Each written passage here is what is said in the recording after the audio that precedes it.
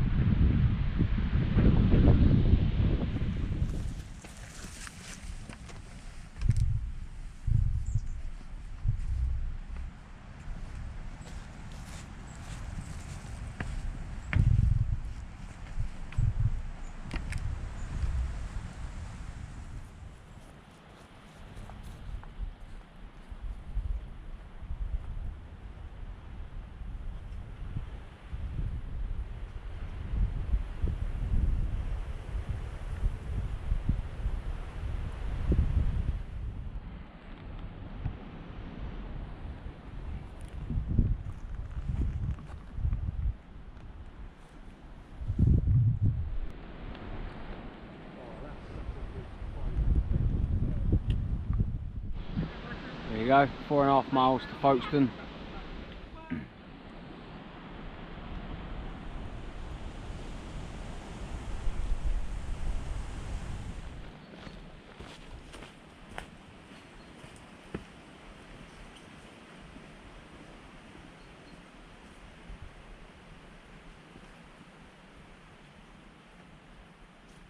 We've recently done a video of the train tunnel that's in Etchinghill, me and Tom.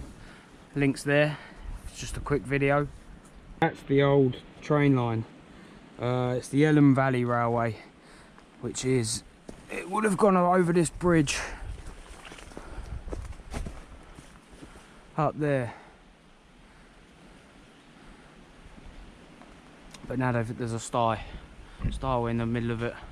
Yeah, this is the old tunnel underneath.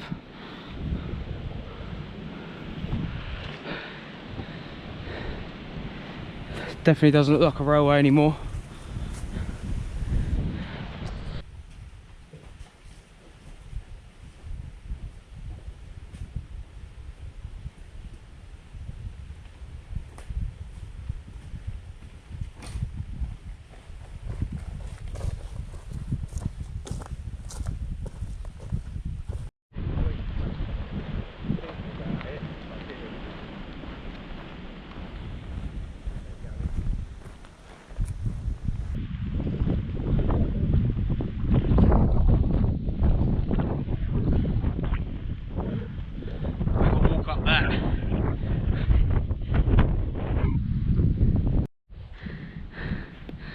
Who's your mate, Tom?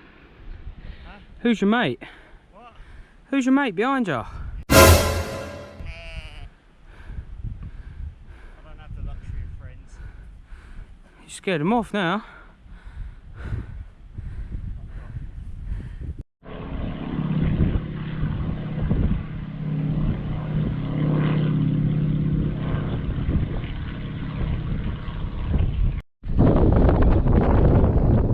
Made it to the top of this hill.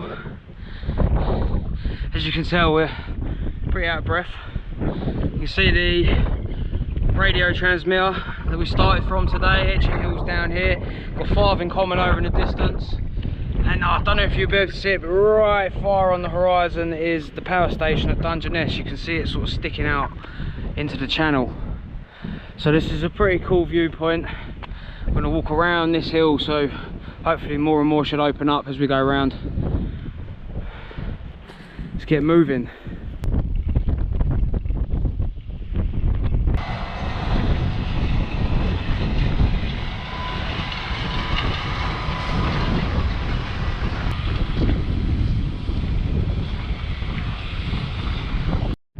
Here we are, we found another milestone. Got 9 miles to go to Dover, so the end really is in sight. And 115 miles back from Farnham, which I will have completed after I've finished up this section. Go back to start. And then the Canterbury loop, back up to Canterbury is 27 miles from here, so not too far. We're heading off that way.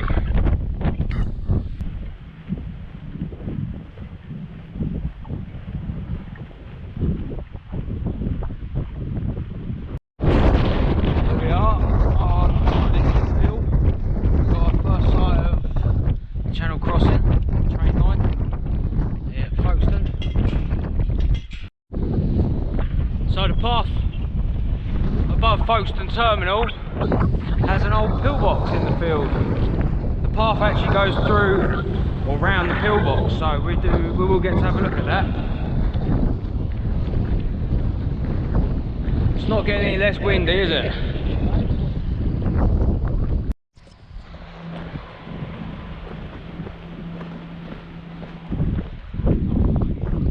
Here it is. Go inside it, Tom, look.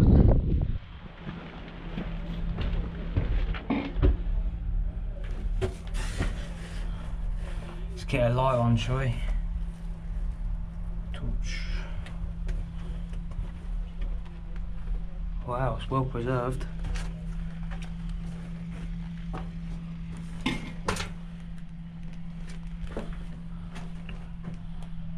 the old posts for the guns, looking out the windows.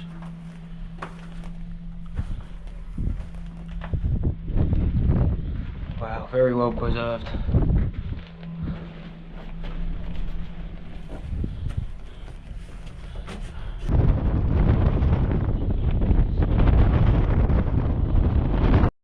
Might just be able to see the White Horse of Folkstone. This might be the only view we've got of it along the walk. Unfortunately, we walk across the top of it, so we won't be able to see it.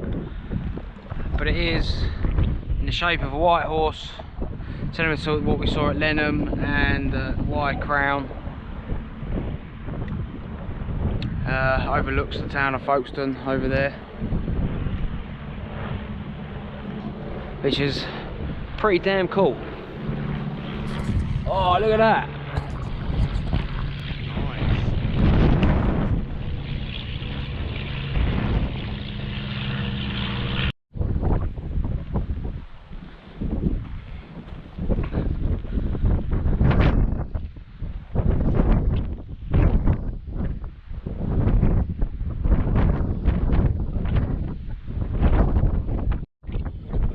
All right, mate.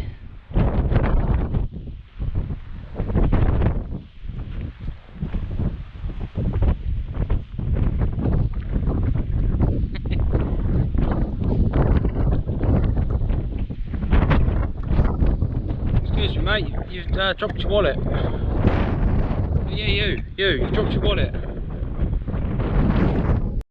And we've come across the first of multiple cylindrical trig points along the cliffs. So we'll try and capture as many as we can find along the way. Tom's trying to take a photo of himself through a frame.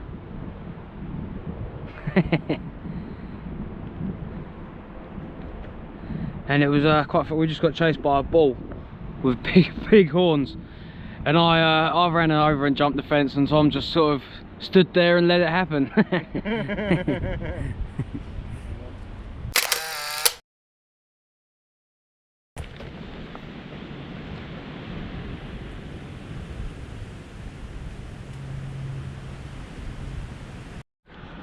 Right, we've done 4 miles from Etchinghill, and we are at Castle Hill where Caesar's camp is, which is just up there.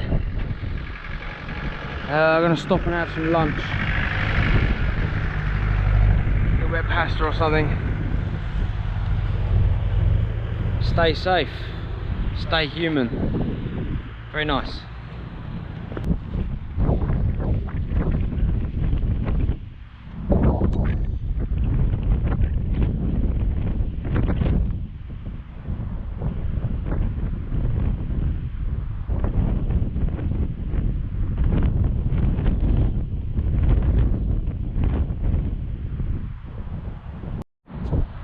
Come across another cylindrical trig point on the Castle Hill. Now there used to be a castle here, a ring and a bailey during the Norman times. It's very important for the transport of goods coming in and out of the country from the coast going up to London. It was pretty much like a control post castle. And then obviously anything coming in attacking across the channel was a point of like a building for the army to sort of practice from and then go and attack if they need to. Wonder how much times have changed, how different it would have looked back then. Just would have been green fields, I would have thought, trees, bushes. And now it's the town of Folkstone.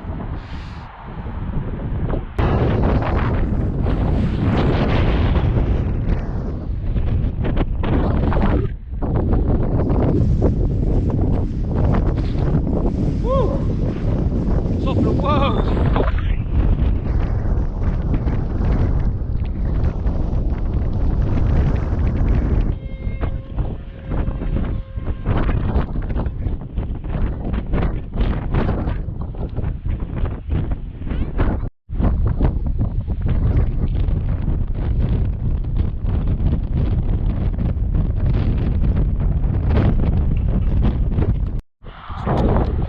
Caesar's camp from another angle, then the A20 coming underneath the hill that we're stood on, goes through a tunnel.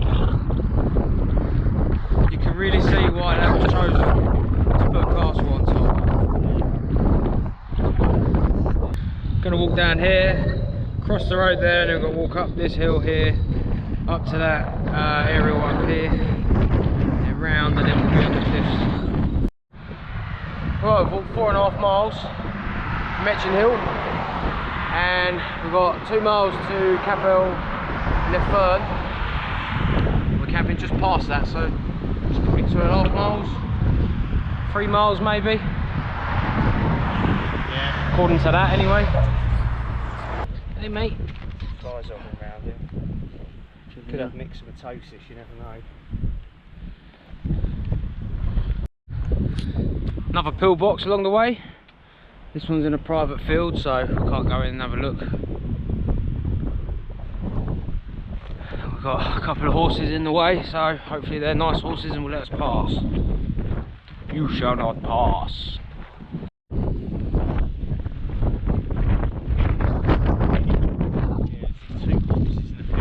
we've got to another trig point with some really horny cows. So here's the trig point. There we go. Them horns are massive. There's another pillbox over there as well.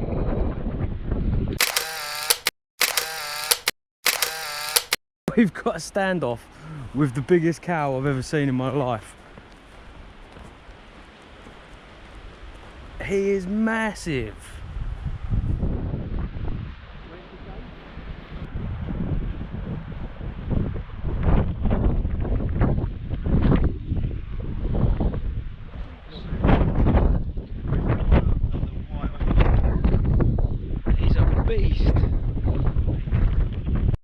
We're at the halfway point, 6 miles to Dover.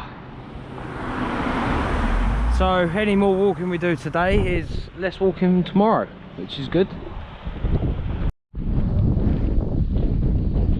Our first sight of the White Cliffs. We're going to be camping on top of there, about there.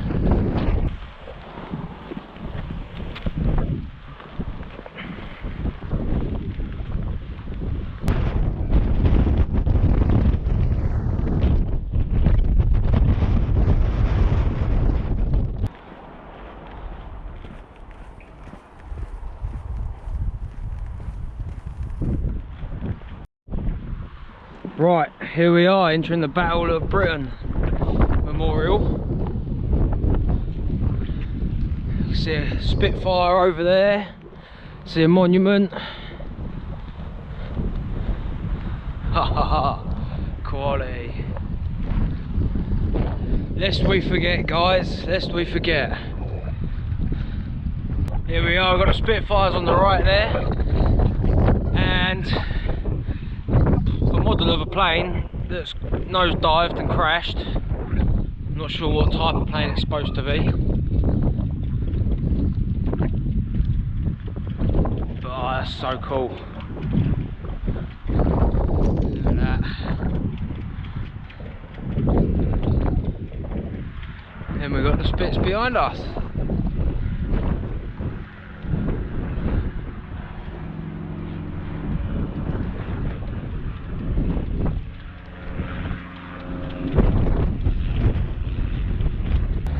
Down to Earth, this sculpture is called, of a downed Junkers Ju-87B Stuka. It's a pretty cool sculpture.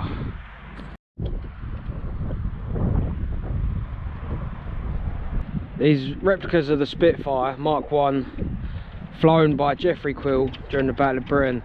Quill was a test pilot and was part of the team that developed the Spitfire. In August 1940, as the battle raged, he obtained a brief posting to the RAF's No. 65 Squadron to gain operational experience of flying the aircraft in combat conditions. So this is Geoffrey Quill, one of the test pilots and one of the guys that, well, invented the Spitfire, which is pretty incredible.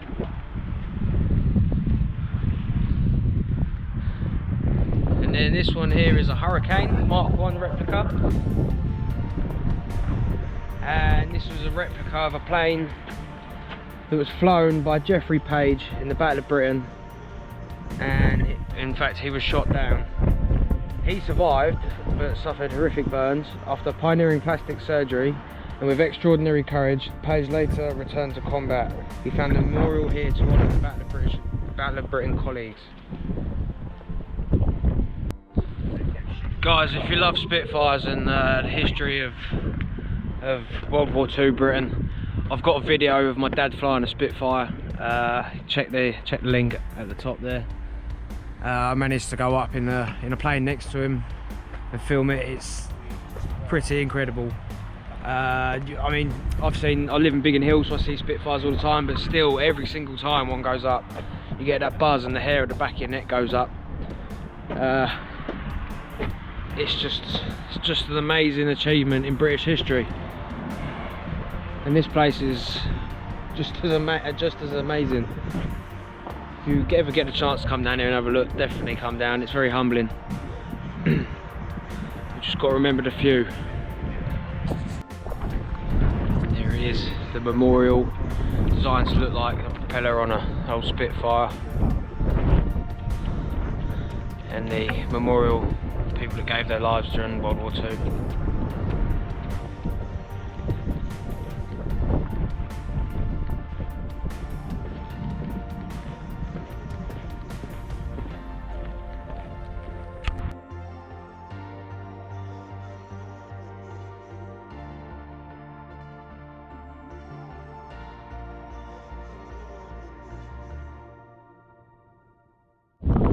Right, we've got about an hour of light left, and I don't think, well, it's going to be touch and go getting to where we want to go in an hour, so it might be a case of setting up in the dark, who knows. We need to get to that place though, because we've stashed some stuff. Yeah, sunset's behind us.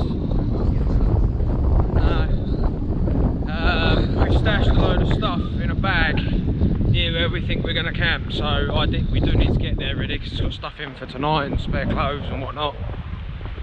We just did that to try and lighten the load because we knew there was going to be a lot of stuff along the way here on this walk. Look at this. That's some view, isn't it? But it's about 6:10 now anyway, so we reckon sunset's about 7, 7:15. So yeah, unless anything really interesting happens along the way, we'll probably just see you at camp. So we're gonna get walking. Still daylight. We're very close to the sound mirror where we're gonna camp, and just up here on the left is where we stashed our bag. So we're just actually going to knock on someone's door, see if we can get someone to fill up some water for us. All the pubs have been shut. This is the location we was at earlier, and we stashed our bag down here. Is it still there, Tom? It's still there. It's still there, yeah? Yeah, there it is. Mixed in with the rubbish to make it look like it's rubbish. And the dead bodies. And the dead bodies. Yeah. Great success. Tom knocked on the door, geezer answered, filled up the water bottles for us. We've now got about 6 litres between us. More than enough. So let's get us going. The stash bag we're going to split between us so that we're equal loads. I reckon it's probably only a 20-minute walk up there, if that. So we're going to get a move on while we've still got a bit of light. Right, we are just coming to this point here. There's an observation point, World War II.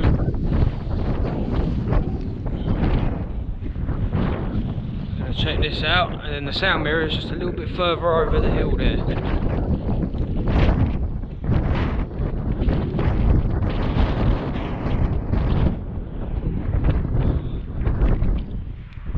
Oi, mate.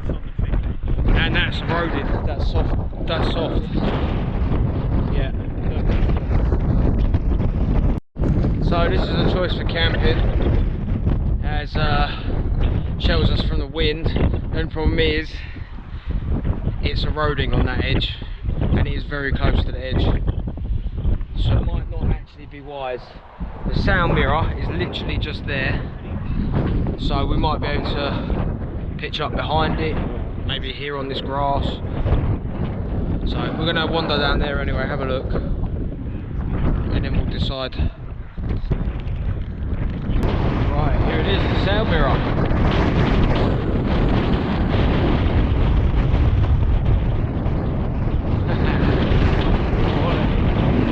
Thinking then this might be a better camp, and then we'll walk up there. See all the horizon up there to sort of chilling out of the wind.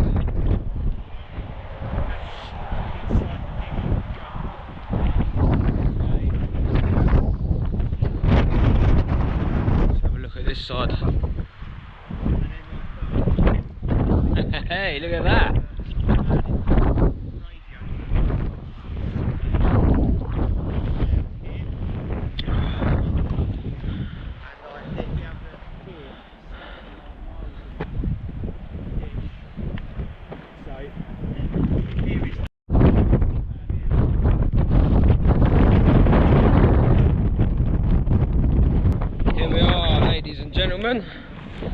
I've managed to pitch my tent in the wind, which is very difficult. I can't really show you much because it's so dark, but I'm literally pitched by the sound mirror. I don't even know if you can see that. Just about see it there in the corner. Tom was going to pitch there, but his tent's not really suitable for the wind, so he's had to put it down. He's actually going to bivvy camp up in the observation tower. So I'm nearly set up here, so what I'm going to do is just go up there and have dinner with him, have a few drinks, leave the tent here, hopefully it don't blow away, otherwise I'm in for a really cold night, and then come back down later and sleep. So it's going to kind of like be a solo-ish wild camp, although we're not far from each other, it's still quite a distance. So hey ho, that's part of the game, that's what we're in it for. Fun and games of it all. So, right, I'll gonna walk up to see Tom, see how he's getting on, and then I will catch up with you later.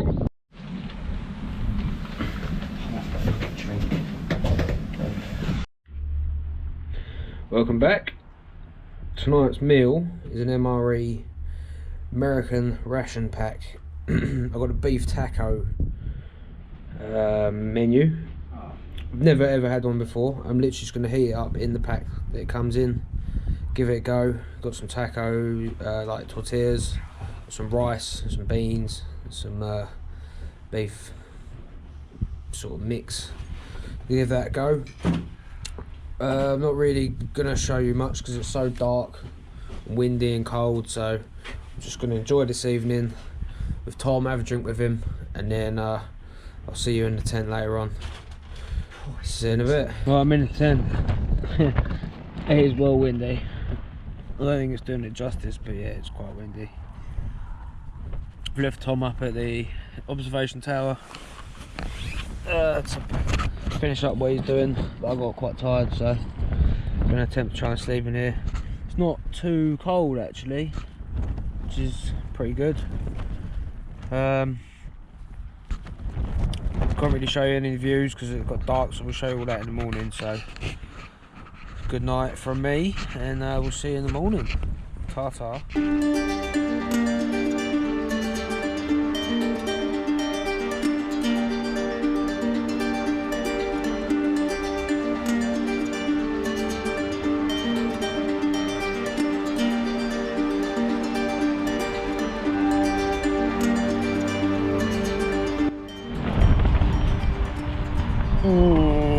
Morning, people. As you can see or hear, it is still very windy. It's been like that all night. A really bad night's sleep.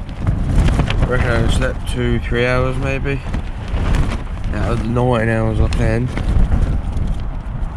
But we're gonna see what the view's like. I ain't done that yet.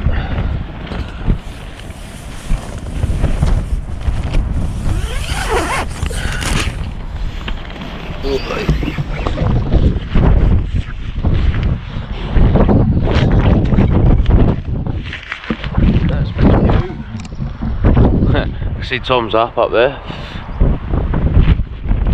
So he camped just up there in that little concrete post.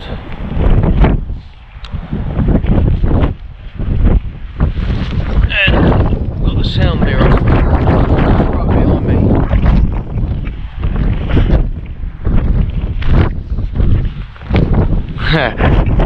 There's Tom waving. Ahoy there!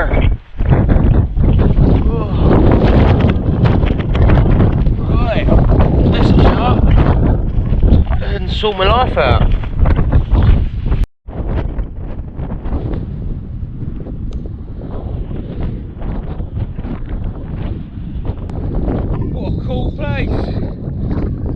Seeing it in the daylight with my tent next to it, the sound mirror is massive. Pucker views of Folkstone over there, a few seagulls flying around. Now I've got the fun of trying to get the tent down in the wind. Literally not seeing anyone yet, only Tom waving from up at his guard post. Might wander up, see what he's doing. Hey mate, how'd you get on?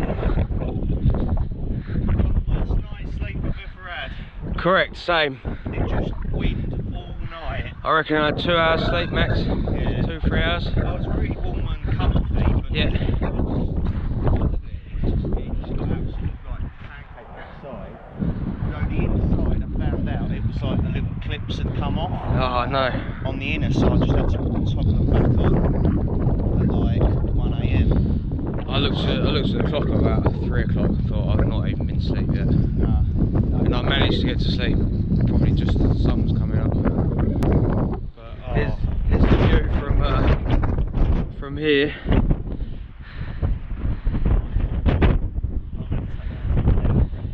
do that before I have breakfast, I think. Yeah, I think I'm going to do, because that Yeah. looks like it's going to be great. Right, tent's down. I couldn't film it because it was too windy. I was just here. Leave no trace, don't be a tosser. We're going to head up the hill to the observation post where Tom's tent is. Definitely needs two of you to take it down in this wind. It's a bit of a nightmare. And then I'm going to sit and have some breakfast, and then we'll make way up that direction. So I'll see you for breakfast. Right, breakfast, I've got another ration pack. I can't remember which country it's from. Lithuania or something like that, maybe. But let's see what we got.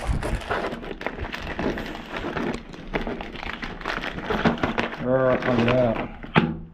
I think this was pork. Stewed pork with groats in sauce. I'm going to try and cook it with the stuff it gives you to cook it with. See if it gets hot enough. We'll try that. Insert over milk pouch to heated bag. Pour water into heated bag. Fold the heated bag. Shake gently.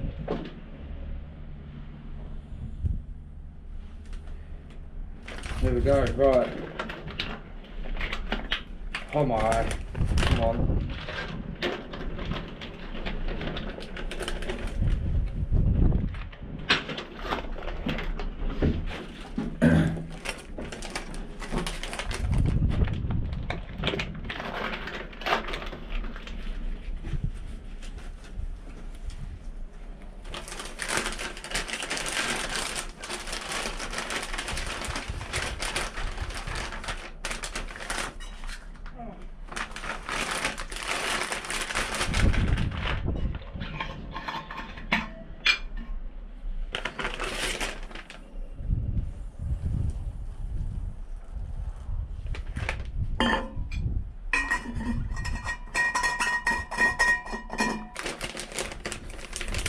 Over.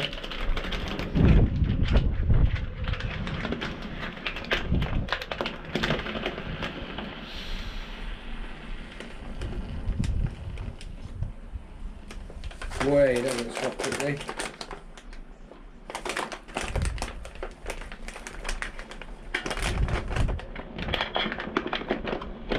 I'll leave that to cook.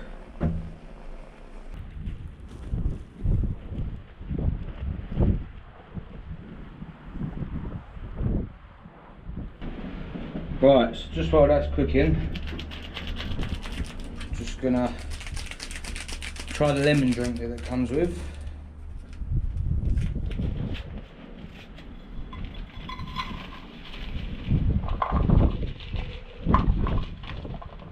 Doesn't look healthy at all. Mix that with some water.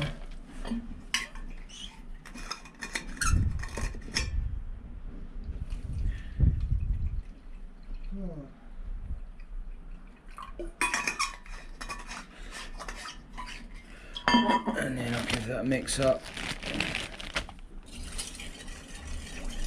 Doesn't dissolve very well.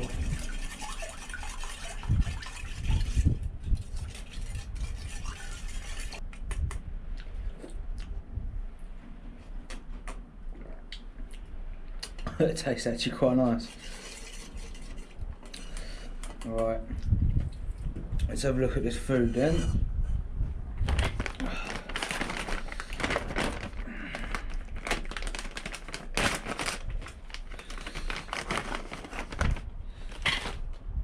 Oh, feels nice and hot. There we go, right.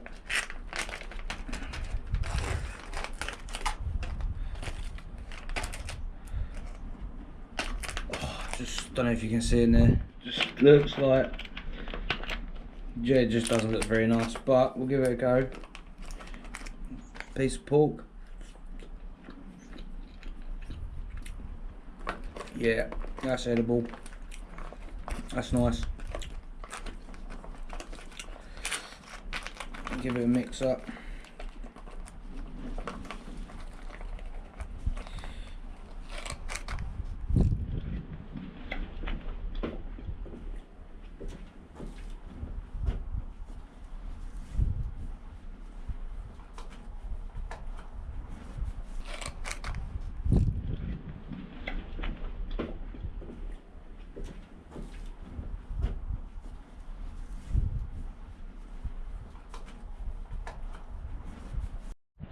That's us completely packed up, ready to go. Tom's having his early morning cider, finishing it off. Good man. Tom camp there. Leave no trace, don't be a tosser. All clear. And then we can head off back past the sound mirror that I camped at, and hopefully see some more World War II stuff along the way. Certainly. It should be pretty cool. So, gonna get a bag on and we're gonna head off.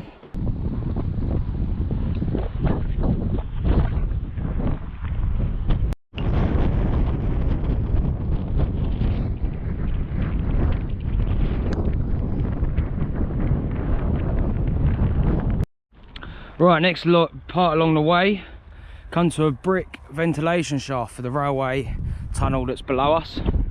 It goes through the cliffs. There's not really much to see on it, it is just a shaft so air can get in and out of the tunnel. Still pretty cool all the same.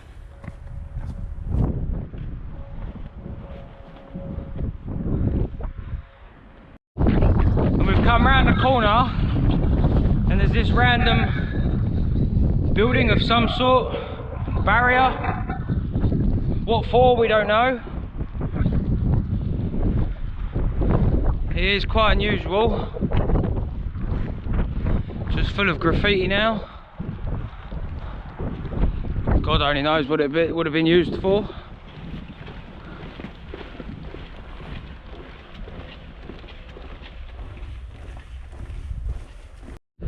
We got to the end. Some weird brick sections. They look like toilets. Ah, toilets, yeah, could have been.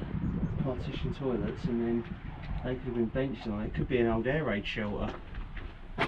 Could have been. Should we have a look round on this bit, see if see anything.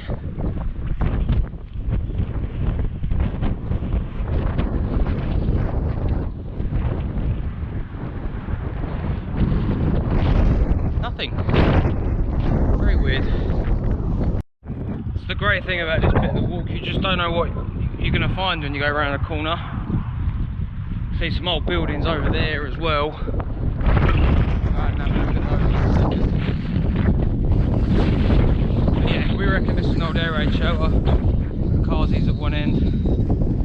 It's, some metal rods in there for benches, so it might have just been like a quick air raid shelter sort of thing.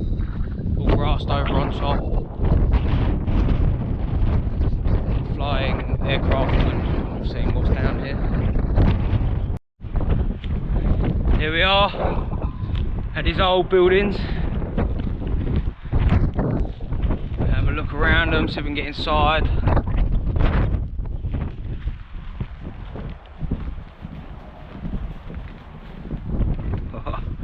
Big old building that.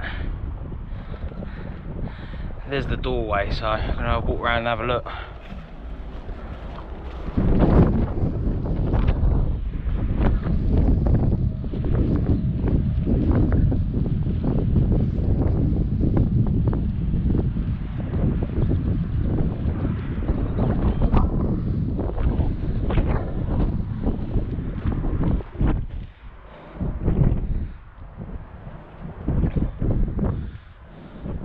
Could have been used as like a mess building,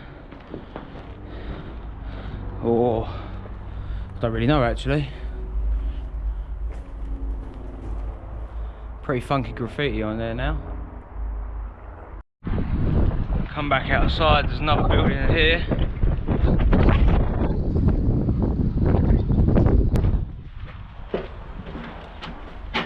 Oh, this room is just a little room full of crap. This would have been a toilet Or an office through the window. I think it seems small for an office.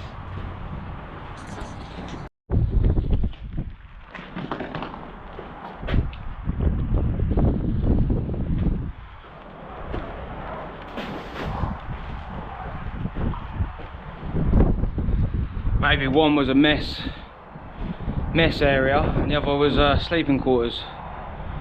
That's quite a mess now, Yeah. anyone knows what these buildings are used for, let us know in the comments.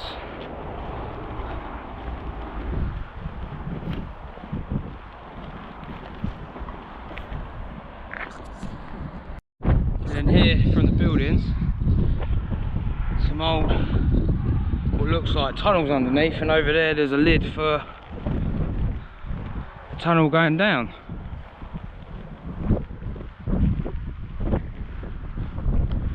This mound would have been something underneath here.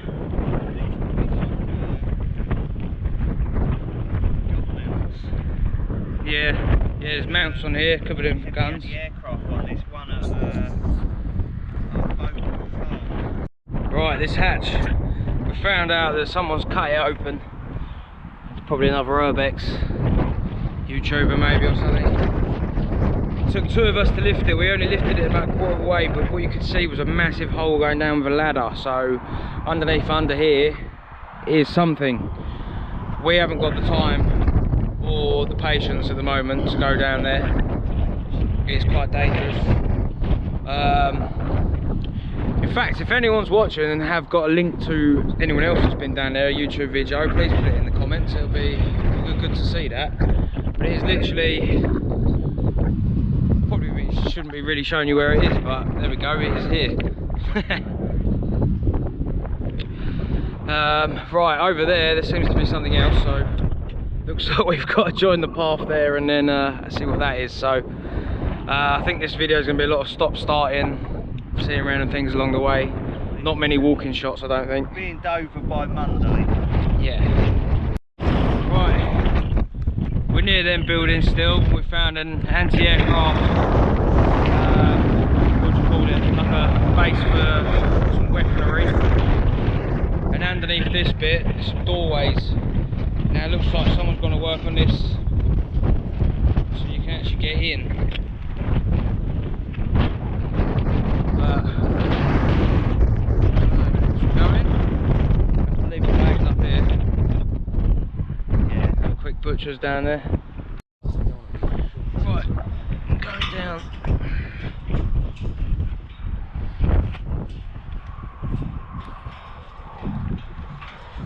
See, there's another entrance way under there. There's another one under there, and then this is the one where Luke is at the moment, where I've just looked in. Loads of stuff under here. Right, what can we see? A room at the back. Some writing on the wall, store it says. So, I don't know how far it goes, but it's full of water in there, so I'm not going to go down. There's someone coming, right, I need to get out of here. Yeah, I think he's walking, mate. There's another room there. There's another one behind me as well, so quite a lot. Right, let's try and get out of here. It could just be out of the road.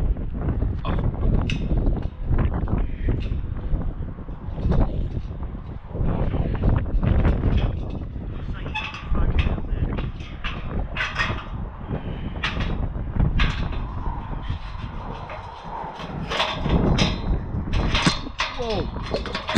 Shit! Back to how we found it. Here below us we've got our first glimpse of Samphire Hoe Nature Reserve.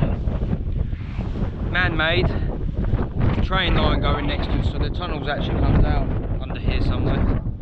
And in the distance there you got Dover Port. So it's definitely worth going down there for a walk maybe in the future. Of course the walk we're doing continues across the top.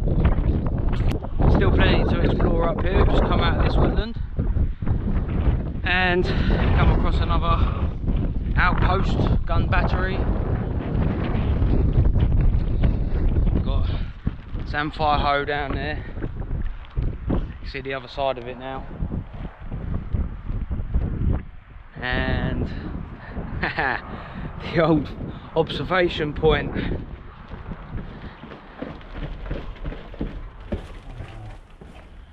Hey, look at this. Fireplace. 52-inch screen plasma TV.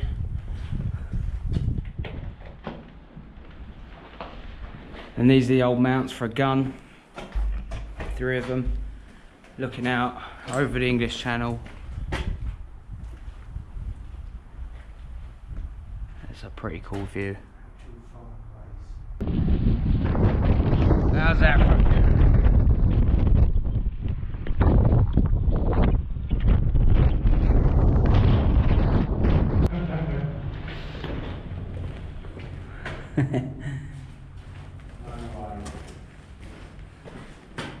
Oh, and a swastika. Lovely.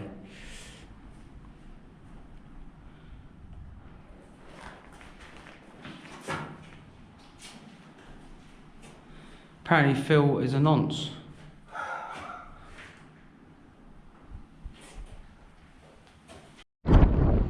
So here as we're walking on, we've got another observation post. Doesn't look like it's as in good condition as the other one. Half falling down.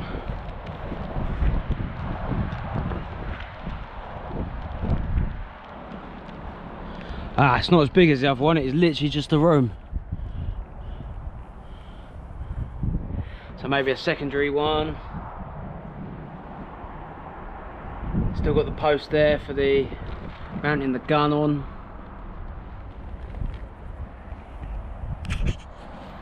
Still with an incredible view. Right, that's the gun batteries done. What do you think they're called? Huh? What do you think these ones are called? What, Houghton? Houghton gun battery.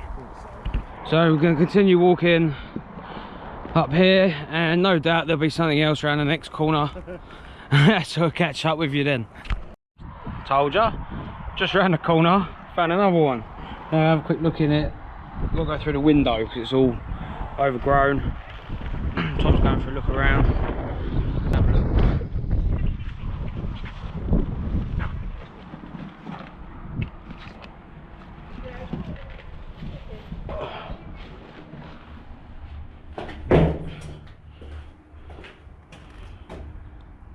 Same again. Little gun post there.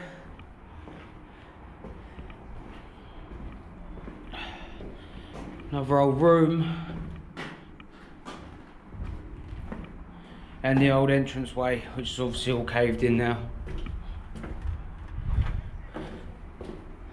Steels look like they've rotted, falling down. Really not that safe. But here we're right in the middle of Samphire Nature Reserve.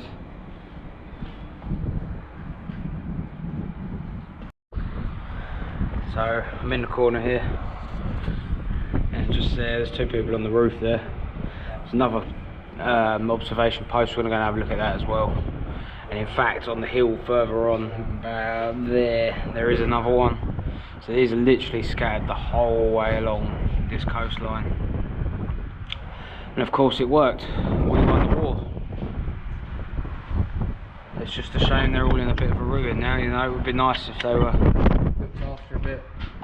Some information about them, some plaques maybe, but unfortunately there's nothing. We've continued walking and we've arrived at another important section. Ahead of us there is Shakespeare Cliff, the way it goes up and then just drops. Got the bridge over the A20, and in the distance there is the town of Dover, where we're heading. The end is near, it's about 2 miles I think from here, so we're really not far at all. It's pretty incredible we've come this far and we can see the end.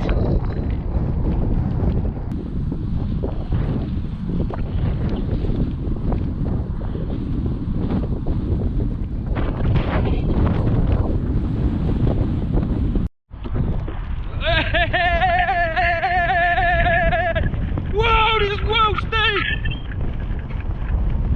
Woo!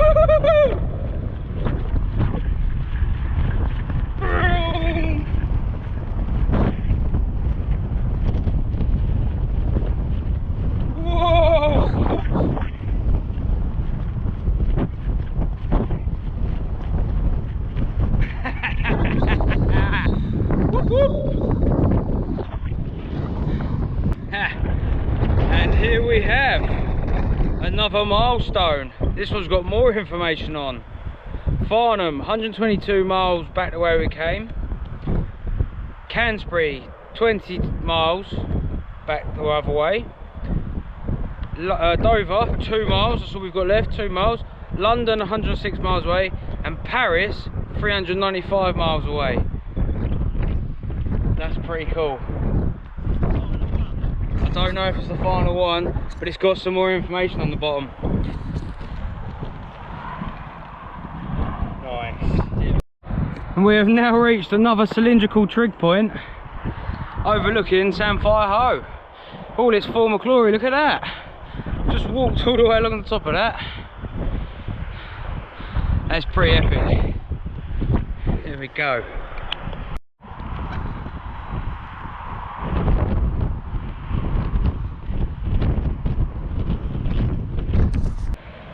Right, we're at the bottom of Shakespeare Hill, Shakespeare Cliff.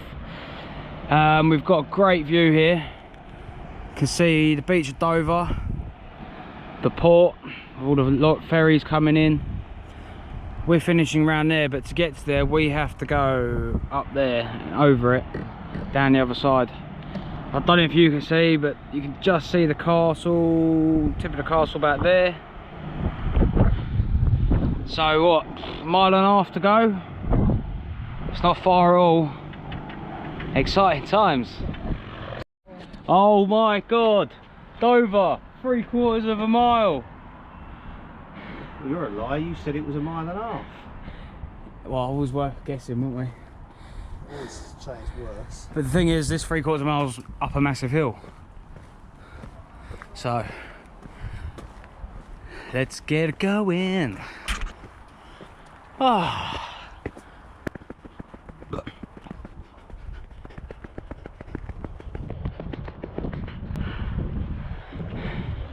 Right, we're on Western Heights. See up there another observation post. A couple of people trying to get up there and have a look. So we are, at a guess, around here. Yeah, it's got to be there.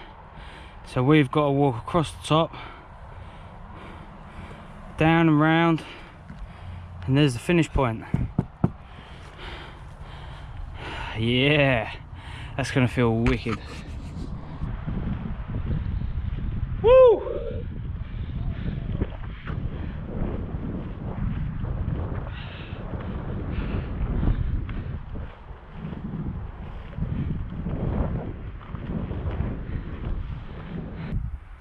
Rubber dinky rapids club.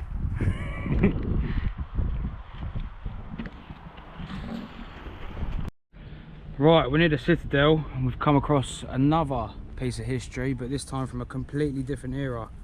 These are the remains of a small early 12th century church built by the Knights Templar. The Order of the Knights Templar was founded in Jerusalem in 1118 to protect pilgrims visiting the Holy Land after the First Crusade. The order spread rapidly throughout Europe, with its work supported by many estates donated by wealthy benefactors. In 1228, the order reached England, with this site becoming one of its earliest properties. Templar churches usually have a circular nave, as here, in imitation of the Church of the Holy Sepulchre in Jerusalem. Indications that this site was abandoned before 1185. The remains were rediscovered by military engineers fortifying Western Heights in the early 19th century. There you go. So there's a 12th century church just sat in the middle of Dover. How cool is that? The next bit of history, we've come across Western Heights again, which is an old entrance way. Let's have a look what it says. Not a lot. A network of fortifications defending Dover, so we're right here in the middle. So obviously splitting between these roads.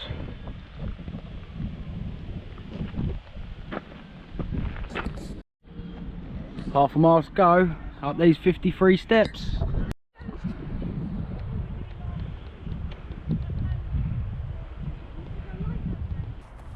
Here we can see Dover Castle, and then down here we've got Dover Priory train station with a magnificent view.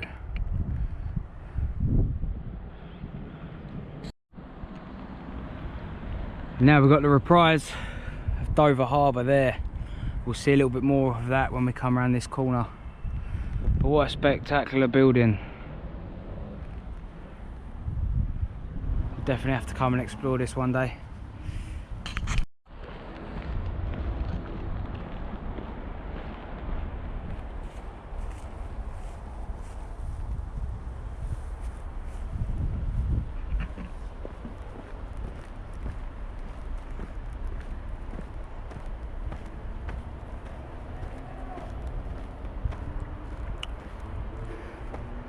And there it is, down there is our finish point.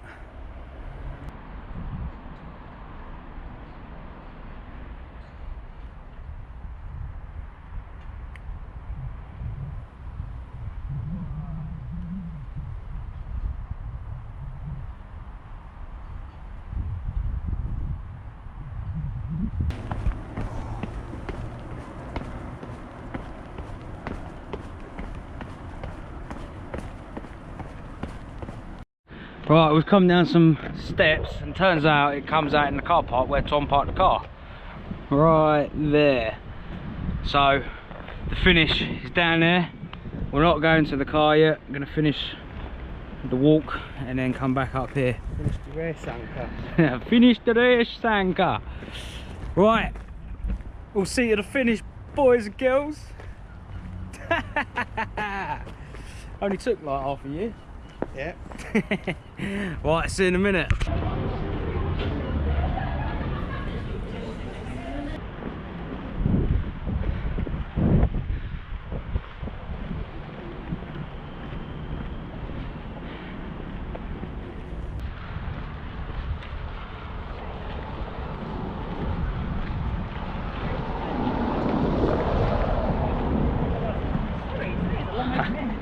Finished.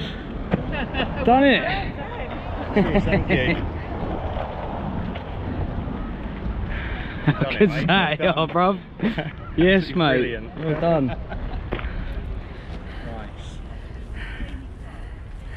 Nice. Yes, the Kent flag. Oh, good does that feel, mate? That is good. I've got to go and do the start now. You have, yeah.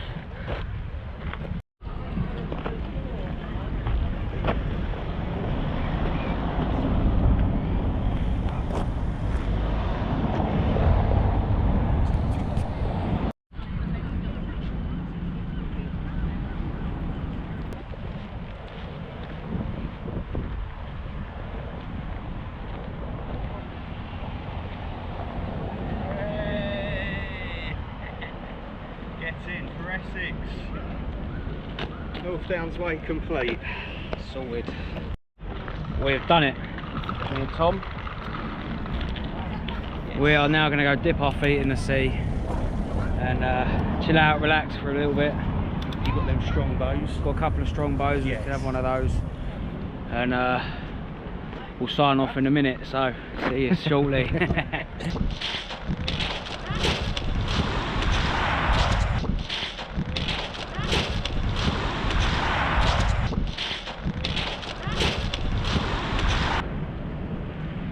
That's it, guys, we have done the North Downs way.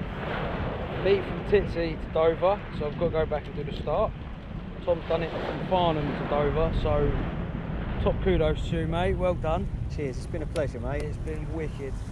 We're going to actually head off and do the Canterbury loop soon as well, so that's just going to be like a special on top of this little series of videos I'm doing. A little recap on the last section. It was from Etchinghill to Dover, 12 miles. Saw some amazing World War II history along the way, some observation towers, the sound barrier, the sound thingy, disc. Sound mirror. Sound mirror, that's it. We definitely didn't break the sound barrier doing this walk. No, I'm just so happy, mate, that it's like, I don't know what to say. It's incredible. I can't believe it. So as you can see, we're chilling out on the beach. We've got a can of drink each. Chilling out. We're going to dip our feet in the sea. So I'm going to sign off now. Thank you to Tom from Tom Outdoors. Thank you, mate. Make sure you like and subscribe to his channel, his Instagram, Also check out his version of events for these walks that we've been doing. And from me, goodbye, thanks for watching, and we'll see you again soon. Cheerio. Buenas noches, amigos.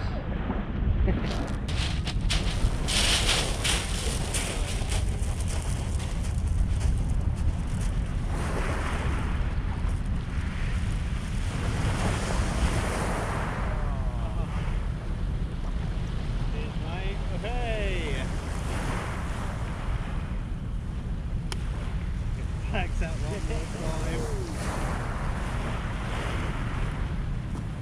Hey! Done it. I've cut my leg and it's stinging. Have you? Oh shit. I think it was coming over as well. How did you cut your leg? Huh? How did you cut your leg? I don't know, it's stinging for a little while. Oh.